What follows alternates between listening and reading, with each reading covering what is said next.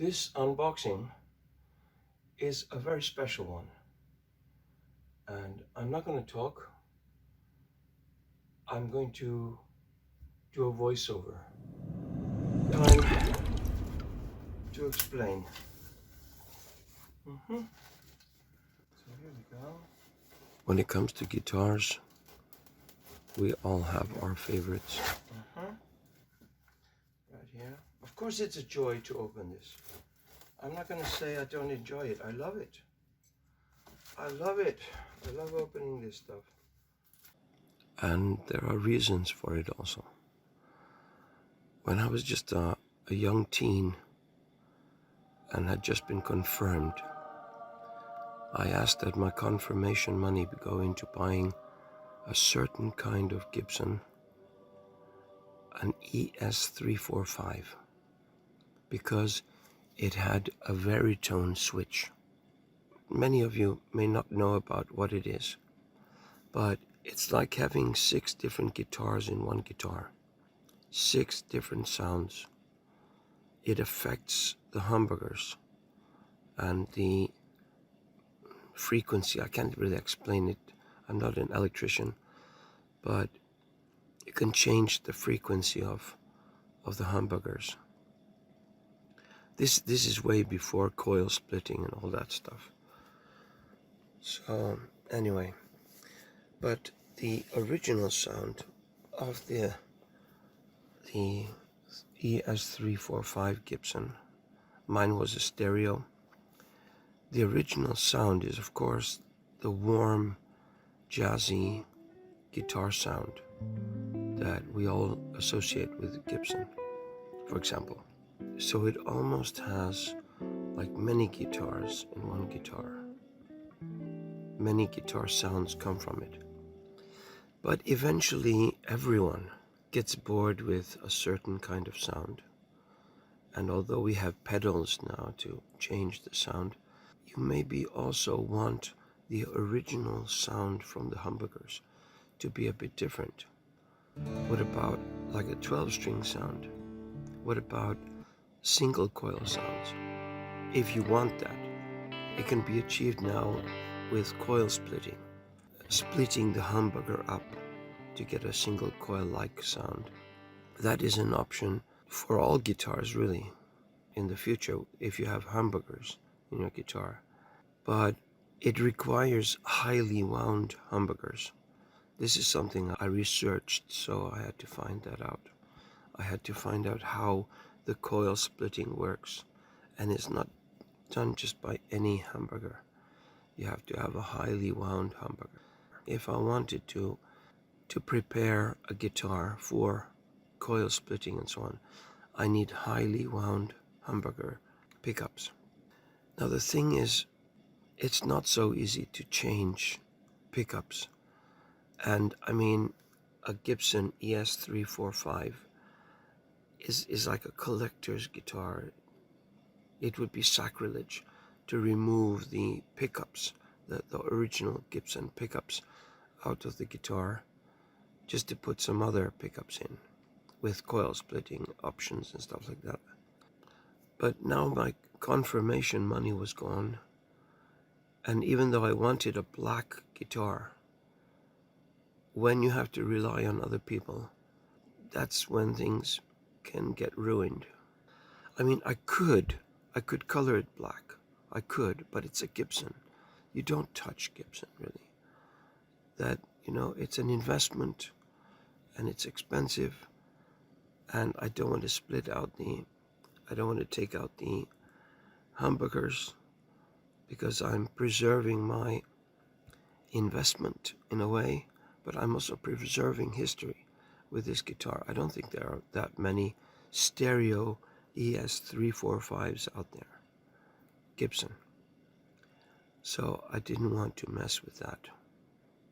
Anyway, I had no other guitar. Although these days, I do paint any guitar black if that's what I want. But my guitar color preference has always been black. It's darkness, it's space, it's night, it's the absence of light.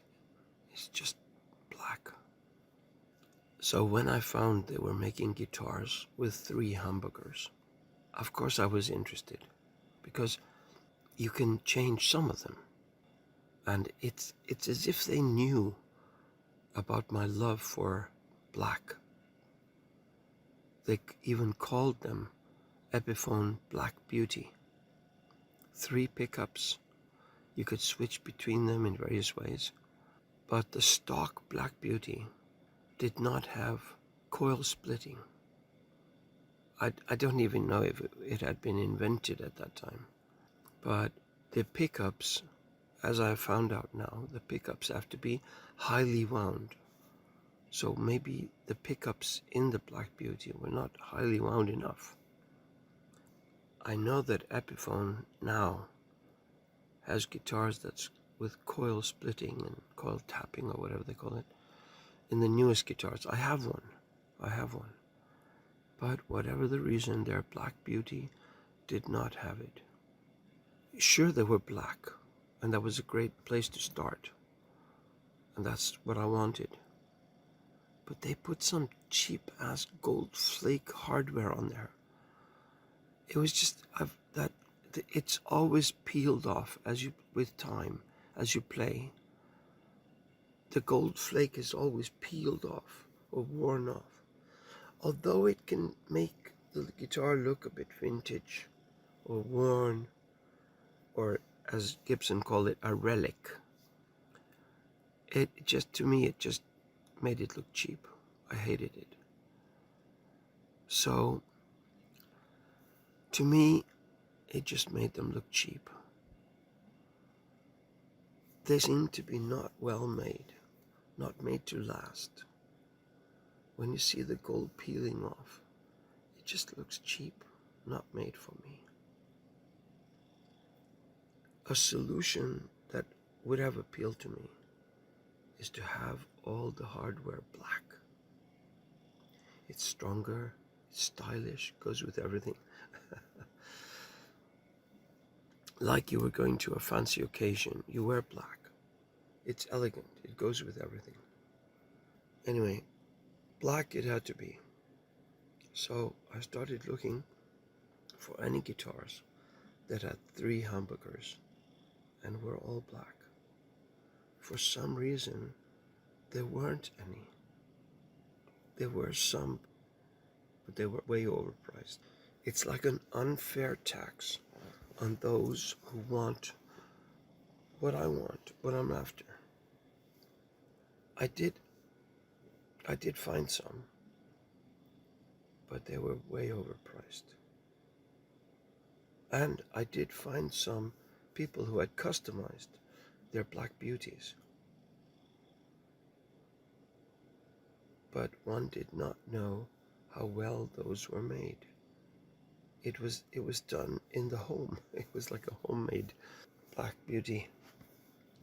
And I managed to find a few, but there's always been some sort of complication. Anyway, I knew what I wanted. I just didn't know how to get it. So I started looking for manufacturers, factories that make guitars, luthiers, known for like quality guitars, and who knew what they were doing. Then I found a firm making black and red guitars with 3 humbuckers. I asked them if they could make all red stuff into black, and I sent them a picture with a prototype of what I was after. They said no problem, they could do it. And I don't know if I'm allowed to say it, but one of the factory workmen is Gibson custom shop trained. So I just went for it. I mean, you have to jump sometime. And now I have it. The guitar I call the BlackWidow of Thor. My name is Thor, so this is my BlackWidow. There were some mistakes made with this guitar. There was not supposed to be any gray or white areas, or a gray line around the body, but When I asked about why they did that, they said that there was an international guitar development forum that discussed the making of guitars. And on stage, if there's no line around the body, you can't see if it's a single cut or if it's an Explorer. I love Explorers. I have a collection of Explorers or any of that stuff. So you'll find that a lot of guitar manufacturers, they put a white binding along the guitar. That is so it shows up when people take pictures of the band on stage. They cut through the darkness and people can identify, oh, that's a Les Paul. Oh, that's a single cut. Oh, that's an Explorer. That is the reason they did that. But it's easily remedied. I bought a matte black acrylic pen. It's similar to that used on graffiti on walls in the city. But I could and can and might black out the line that's around the guitar. Then the guitar will be closer to what I wanted. This is it. My BlackWidow. Somewhere. This is the BlackWidow. The BlackWidow. 3 black pickups. The switch is black. Okay, volume controls. That's cool. And there we go. And here seems okay. Seems all right. And here we go. Very nice black inlays. And no logo on the head. Here we go. Here's the guitar. Take a look at it.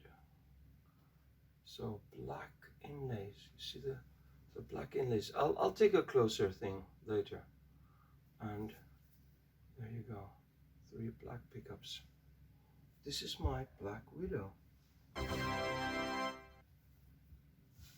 This is it. Black tailpiece, black bridge, black pickups, black rims, black inlays, black tuners, black head, and it's just beautiful. Where's that plectrum? Here we go. I'm just gonna try it just for a second. I'm sure it's perfect. Look, I'm sure it's perfect. Look at this. Behind it, very smooth neck. Smooth neck. It's very Les Paul like.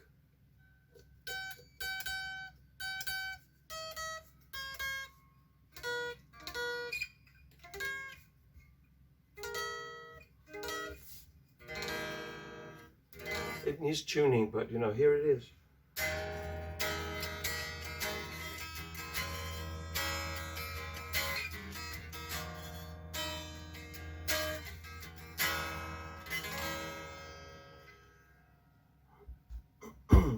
Black nut.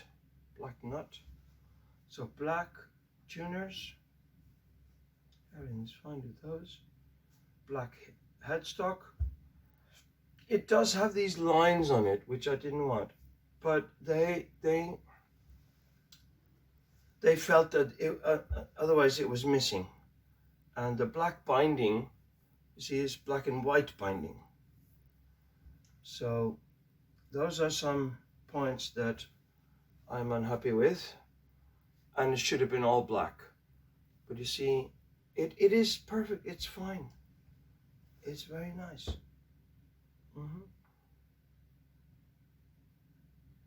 Yes, very nice. Yeah, very nice. It is beautiful. There's nothing wrong with this. It's very nice. Look, the pickups are, this one's higher, these two are lower, this one's higher. And that's as it normally is with these guitars. Put this black trim away. You see? This is it. The BlackWidow of Thor.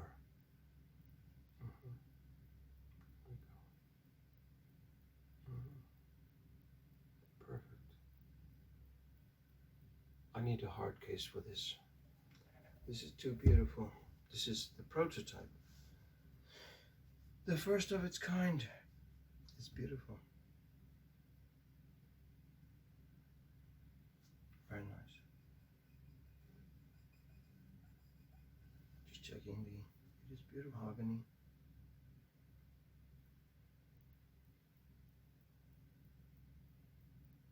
Now the question is, what songs will it inspire?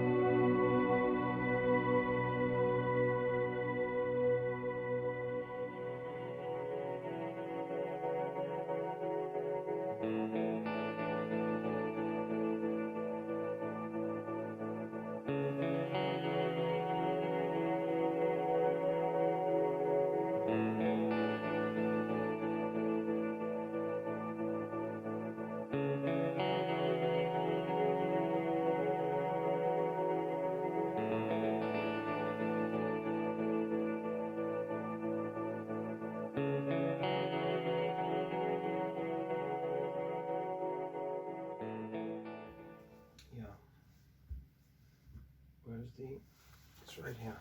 Here we go.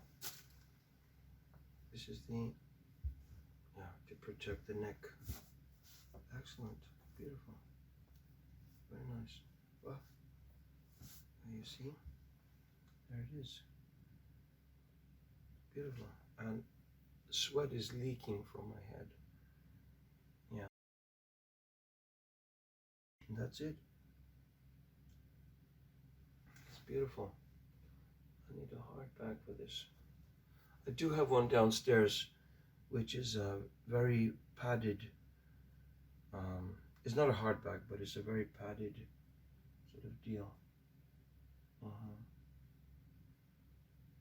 I might have a new one out in the hallway. Excellent. This is beautiful. Very beautiful.